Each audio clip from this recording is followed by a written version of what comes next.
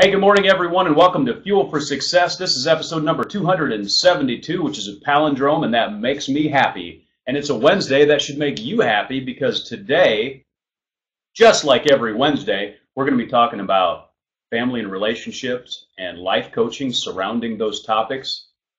And you can't get away from relationships unless you're a hermit living in the mountains. And if that's the case, you probably don't have internet and you're not watching us right now. So, that being said, we're going to dive in and do some Q&A, a little access to the coaches here, and cover some questions that have come in. And before I get there, hey, my friend, how are you this morning? I am well, my friend. Good to see you and good to be here on our awesome talk show, Fuel for Success. And I got Caleb in the other room, and I'm just, enjoying the homeschool, bro. Having fun Sweet. with it. Love it. That's a good deal. Today's one of our favorite shows.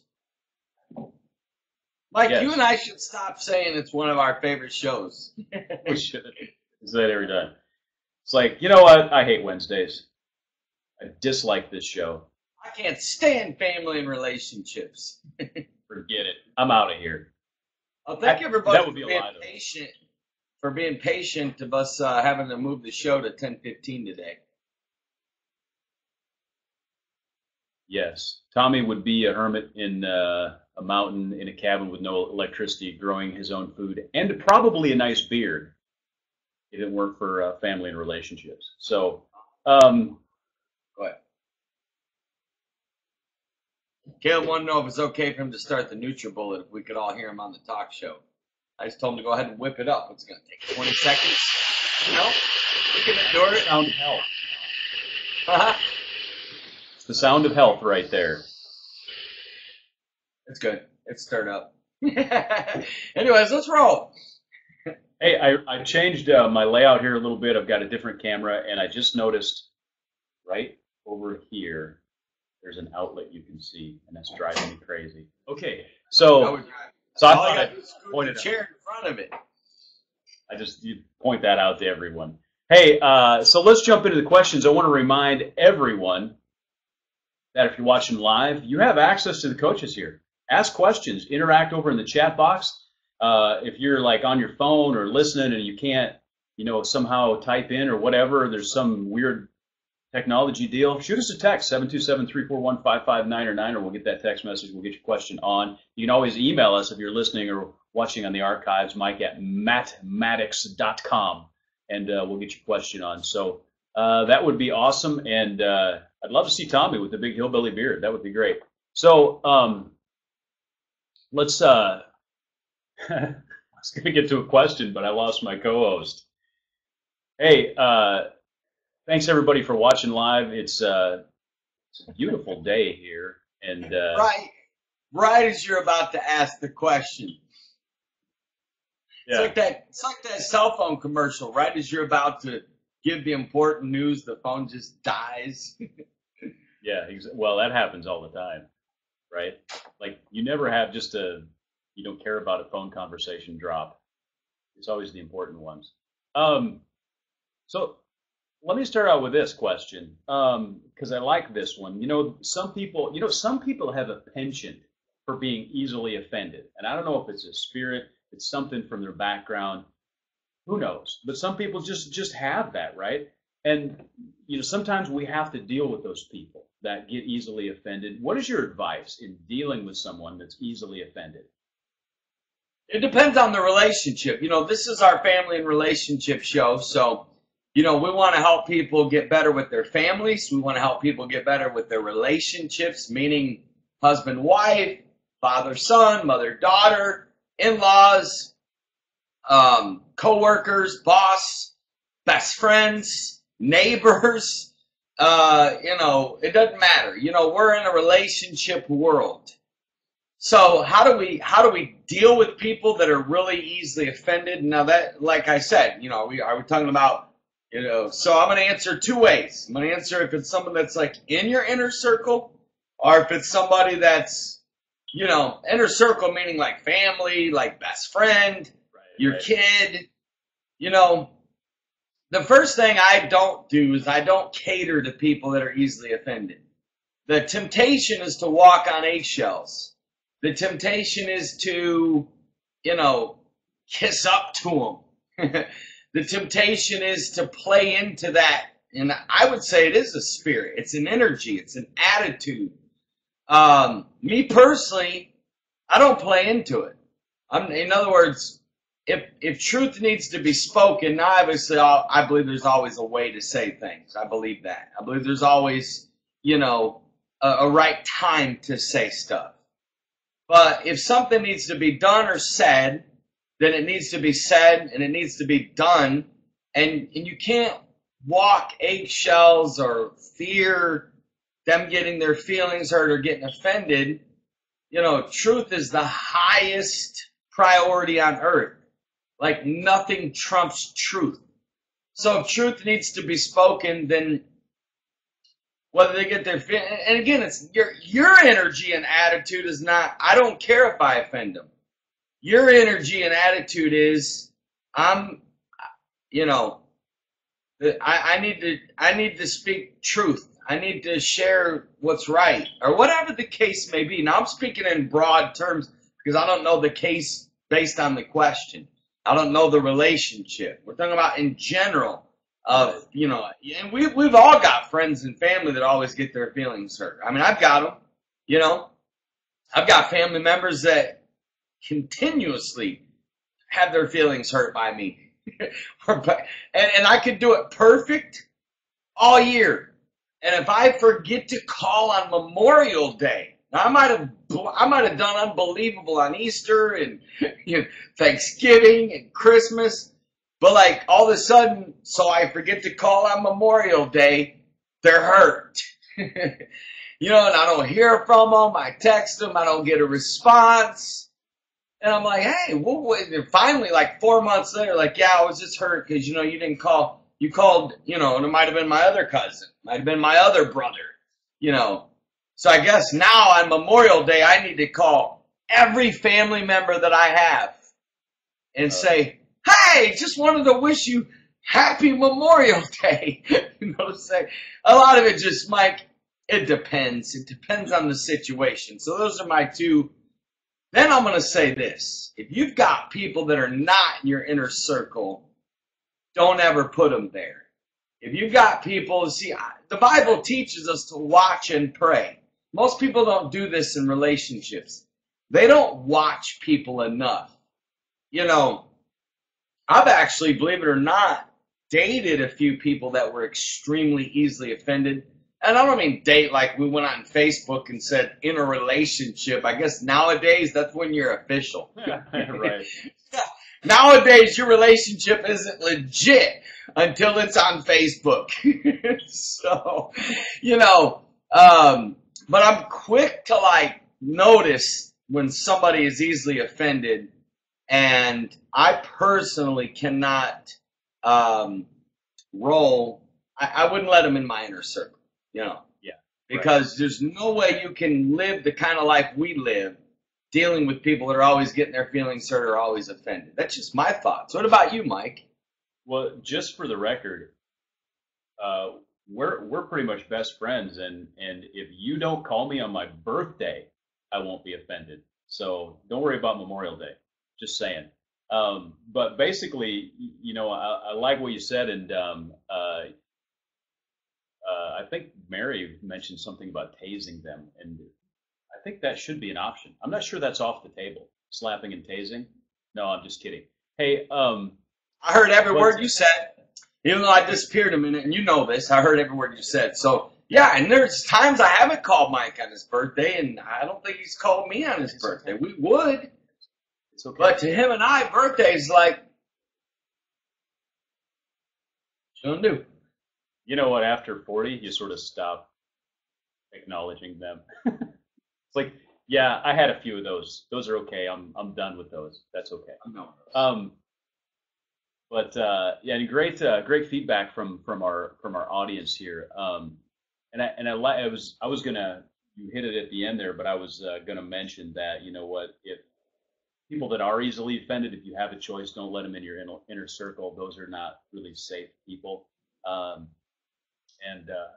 Just watch. Hey, let me Good question, though. let me Good question. it's a great question. Here's another great question that, and I think this is often misinterpreted. We're going to go a little bit Bible here, and the Bible says, "Let not the sun go down on your wrath." What does that mean, and how do we apply that practically in our lives? Mike and I want to declare that this is our talk show. And on our talk show, we will talk about the Bible any given moment that we want to. Because the Bible is our primary, it's my map, man. It's my GPS. You know, I literally want to follow every biblical principle that exists because in this, you know what this talk show is called? Fuel for Success. We give you fuel for your success in your family, your health, your business, your life, your finances.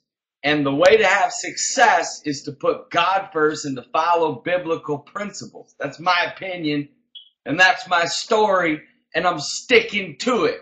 I believe the Yeah, Bible, even if you didn't believe in God, if you followed the Bible, your life would get better. The Bible yeah, could revolutionize your life. I Now, agree. here's a very powerful relationship principle. Don't let the sun go down on your wrath. Meaning what? Anger is a very unhealthy emotion. Okay? See, to be successful, you've gotta travel light. You've got to have healthy emotions. You got to be free of resentment. You've got to be free of grudges. You've got to be free of bitterness. You've got to be free of hard feelings. Now, in context, the scriptures referring to a husband and wife. The principle of this scripture is for every relationship, meaning technically what it's saying is don't go to bed angry. Like resolve the issue now. And imagine if married couples would do this. You know, the temptation is I'm going to bed, don't talk to me. You know, we'll deal with it later. And sometimes you have to do that. Just because you might be so exhausted that you're like, look, I know the Bible says don't let the sun go down on my wrath. So I'm not going to be mad anymore so I can get some good sleep. We'll talk about this at lunch tomorrow. You know, so like you might have to dismiss your anger. But going to bed angry, Mike, is never healthy, ever. Finishing a day with the bad emotion, it trickles over into the next day, and it creates a loss of intimacy. It creates a wedge. It destroys relationships because most people don't resolve. Mike, we're supposed to be able to resolve things in less than 5 minutes. You know how? Saying I'm sorry. Saying, you know what? I won't do that again. I won't. Not in a smart aleck way. Not in like, well, fine, I just won't talk to you anymore. No, that's immaturity. If this hurts you, Mike, then I'm going to commit to doing it. Please be patient with me because if I slip up and do it again, I don't mean to. But I'm going to try with everything inside of me to never do this to you again. Like that's how healthy relationships work. A real legitimate I'm sorry should be enough. I'm sorry, man. Please forgive me. I was so wrong. Why can't wives say that to their husbands or vice versa? Why can't husbands look at their wives and say, thanks for expressing that. I was wrong. You're right. You are correct. I was a big idiot. I was selfish. See, most people cannot be humble enough to say, I was selfish. I was wrong. I was inconsiderate. I should have called you if I was going to be late tonight. I shouldn't have invited my parents over. I shouldn't have, let my brother borrow your tools. You know, like say a husband is ticked off that you let your brother, your flesh and blood brother, I'm talking to the wives, borrow your husband's tools without asking him. And he goes to go to the garage and they're gone. And he comes in and say, honey, my tools are gone. And son, oh yeah, I let my brother borrow. And your husband's like, what? Now I don't mind that he borrows them, but ask me first because I'm working on a project. What do you mean? That's my brother. I don't have to ask him. When you start doing that kind of stuff, then you're dishonor. You're applying and living out ego and stubbornness and hatefulness. Right. What you ought to do is say, I'm sorry. You know what? You're right. I should have asked you. Like Mike, I'm angry at how much unhealthy emotions I see in many relationships and all this bickering back and forth. Why don't we just, the Bible says be another relationship Bible principle, swift to hear, slow to speak. That's Bible. A soft answer turns away wrath. How many arguments would stop right now if somebody would apply that biblical principle? A soft answer turns away wrath. True. What? So, arguing and going? No. You know why people argue, Mike? Because they don't feel heard. Most people don't. In relationships, you've got to be willing to hear. Say, when Mike says, hey, I wish you wouldn't let him borrow my tools. Like, tell me how that made you feel. Did you feel dishonored? Did you feel disrespected? Like, want to know how that made him feel. And if he's venting with what looks like anger, take it. Because the more he vents, the less than the anger is going to be. I just kind of went off, Mike. Yeah, on a lot of stuff. And you asked the question during your answer there. Why can't wives just apologize? Why can't husbands? Why can't somebody in a relationship just apologize when they see that something's wrong that's bothering the other person? And I think a lot of times insecurity plays into that. Insecurity in the relationship, insecurity in themselves. They don't. I see people all the time like destroy relationships because it's more important for them to be right than it is to be in a right relationship. And it's like, listen, you're never going to be right anyways because you're talking about feelings. You can't. Your feelings don't trump someone else's, so you can't be right. So rather than that, strive for a healthy relationship. And I like your answer on sun going down on your wrath. And here I was this whole time. I thought it meant that you had to extract your vengeance before the sun went down.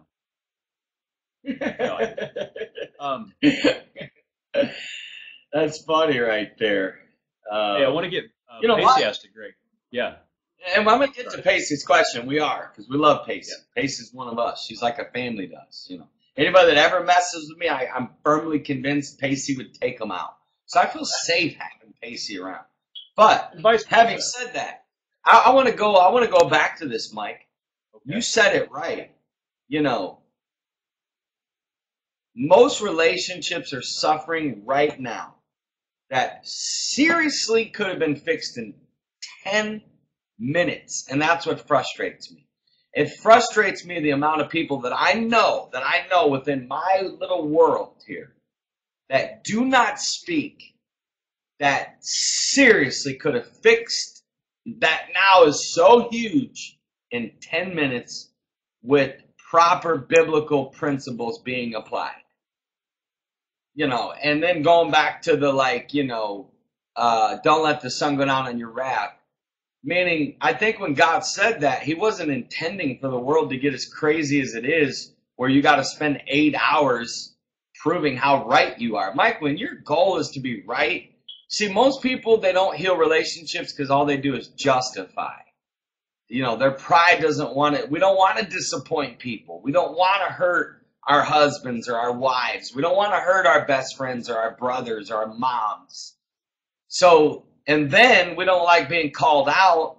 And so when we do get called out, we because we don't, you said insecurity, and we don't want to, first of all, we don't want to oh my God, we don't want to disappoint people. See, none of us want to disappoint people, okay? None of us. But believe it or not, to a degree, this can be unhealthy. Mike, you've got to actually be okay with disappointing. There's got to be a mature perspective of disappointing people in that, my son and I have a lot of real talks. And I mean real talks where I'll ask some strategic questions of, hey, what?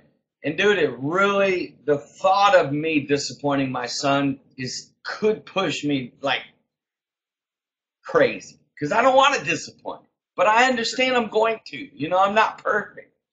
You know what I mean? So we got to be willing to understand we don't want to disappoint people. So because once we realize we disappointed them, we hate ourselves, we're mad at ourselves, and then now we feel stupid, now we feel, frustrated, now we feel like all these emotions come rising. Some of this comes back from our childhood. Then all of a sudden, we want to like start justifying, and the more we justify, the more we push them away. Most people that are hurt do not need an explanation unless they ask for it. Most people that are hurt need to be heard. Period, period, period. They just need to be heard. And the look on their face may not change. But if you hear them and you validate their frustration, over time, it becomes easier to heal. It's good. Anyways, I don't know if that helps. Yeah, it absolutely does. So basically, you're telling people, stop being so stubborn. Yeah, stop being so stubborn. So to speak. So to speak.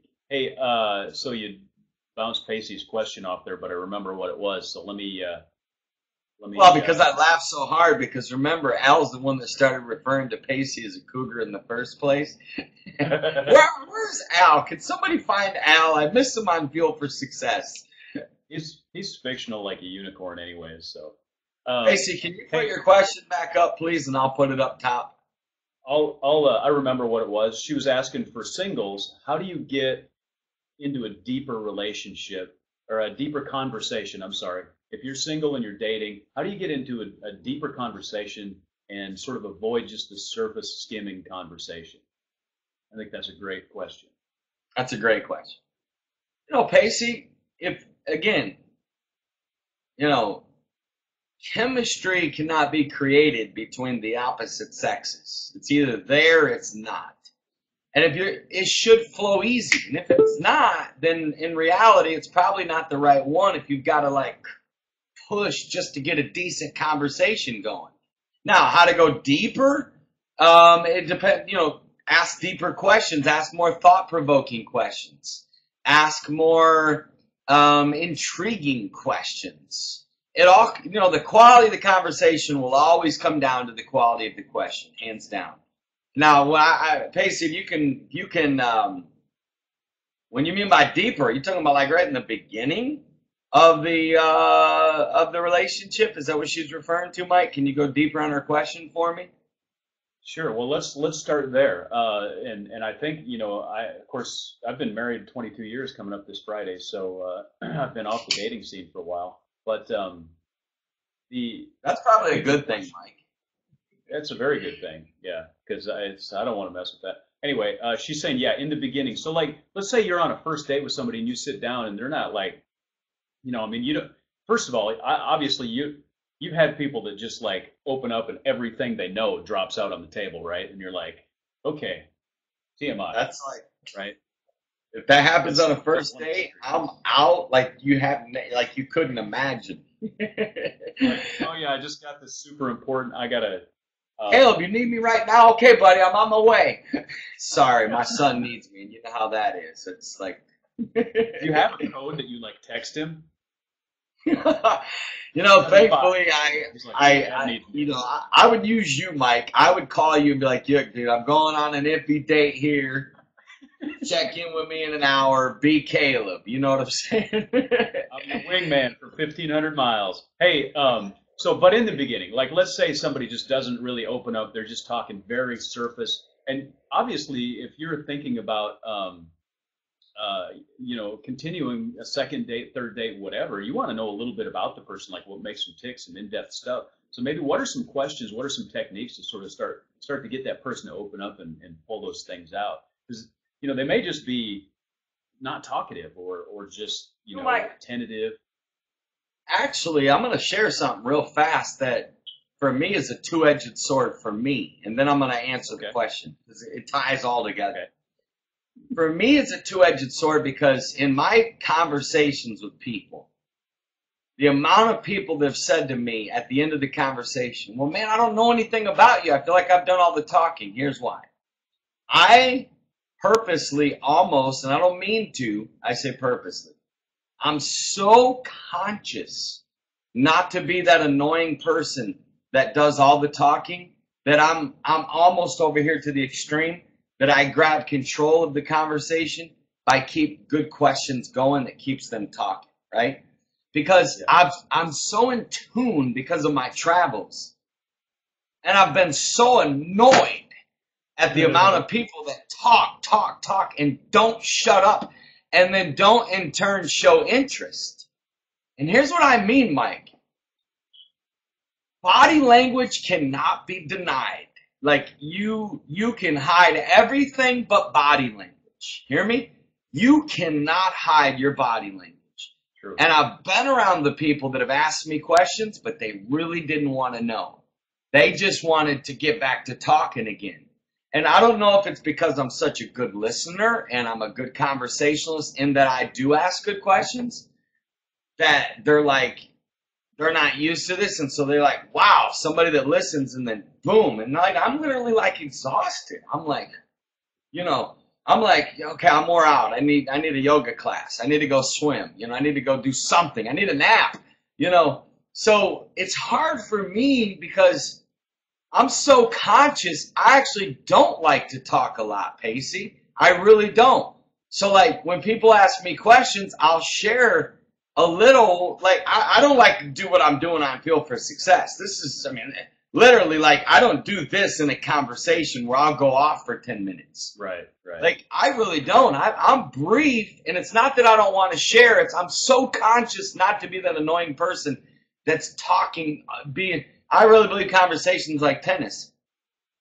And so having said that, Pacey, some people don't like to open up because they have emotional issues about opening up. Some people don't like to open up because, maybe the flow is just not there. Who knows where their mind could be. Maybe they're nervous about something. There could be so many things. But how to do it? At the end of the day, the simplest answer is ask more questions. Ask questions that provoke thought and get them talking. And then, again, I would have to know what the situation. I guess the 10-minute answer, Pacey, is ask more thought-provoking questions if you want deeper conversation, such as, so let me ask you this, and I don't know. I could write a book about questions. I really could. I can come up with some good questions. Pacey, I'll tell you what, next time you're on a date, get an ear thing in, and I'll feed you some questions while you're on the date that you can fire away that'll get them talking. Then if you step away to the bathroom and you're like, yeah, I'm asking these questions, they're not working, he's not opening up, I'll be like, okay, listen, try these other 3. If they don't work, it ain't happening. It just ain't there. I see a new business idea. Yeah, Mike, really. Remote wingman. My remote wingman. MyDate90.com, Tommy said. MyDate90.com. I wonder if that's taken, actually. If it's not, dude, we should buy that today. Like technology version of Cyrano de Bergerac. Hey, so... Actually, it's not. I think that... I wouldn't hesitate to use even somewhat controversial questions to sort of try to get somebody to open up. Find something they're passionate about. Like, hey, well, what's your political standpoint? What do you vote for? What sort of issues do you vote on? Could be inflammatory, but it could be also an interesting conversation. Like, where do you stand on gun control? That sort of thing. Absolutely. And Pacey, a lot of it's a first date. If it's a first date, Mike's right. Ask those kind of questions. It's good. And it's always good to ask a little bit of controversial questions on their opinion about stuff. But on first date, you do want to be careful not to go too personal on questions, because especially if you're a guy, a lot of girls get freaked out if you go real personal. And guys get freaked out too.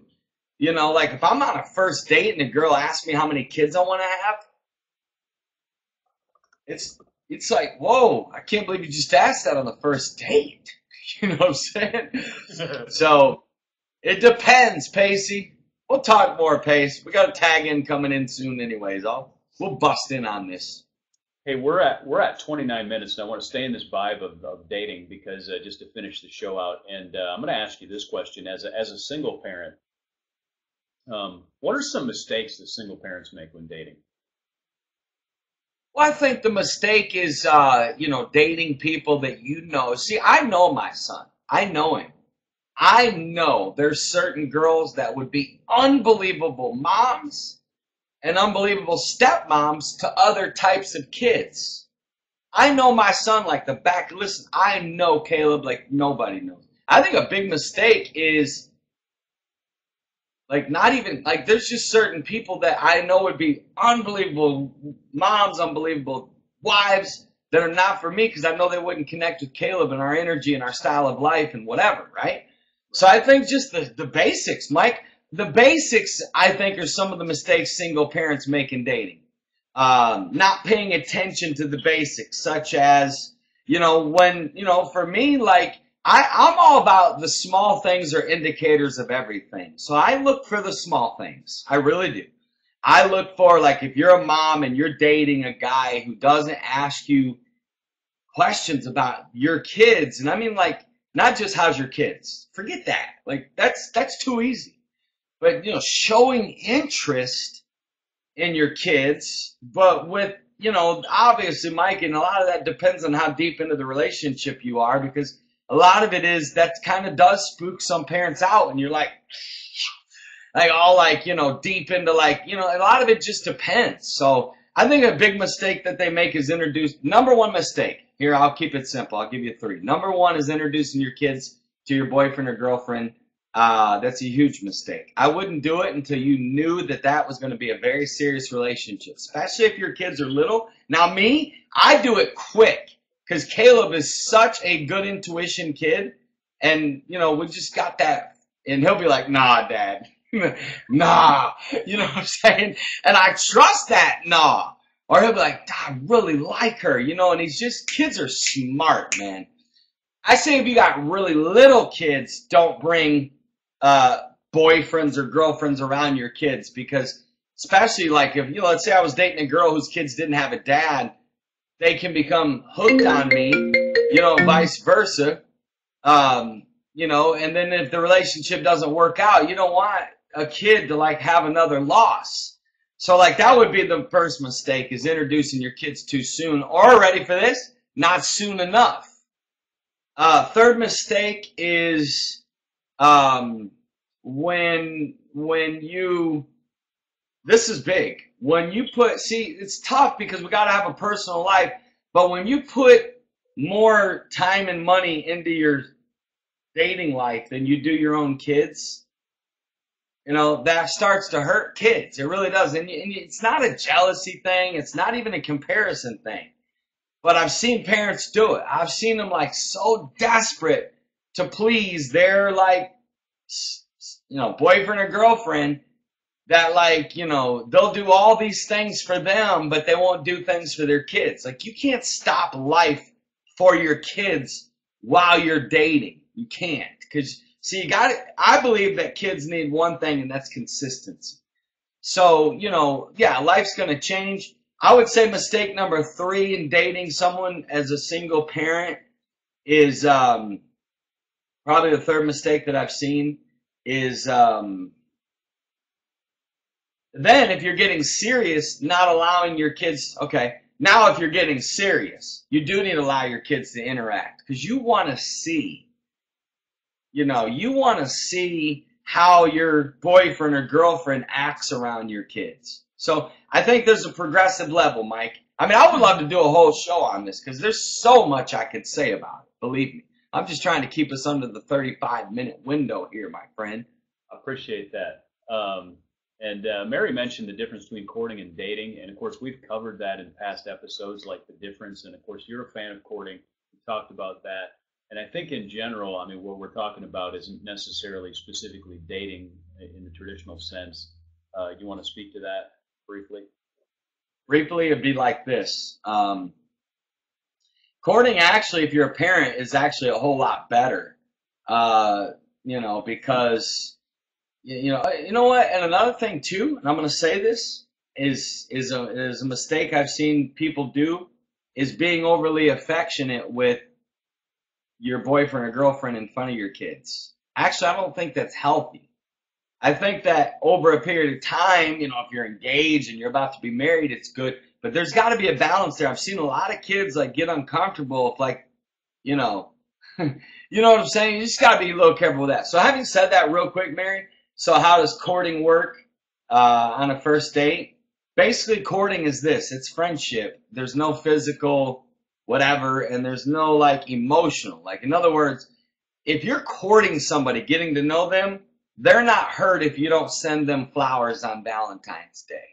You know what I mean? Like, courting is straight up friendship based, getting to know that person without sex and emotional without romance. Because once sex and romance comes into play, this is gone.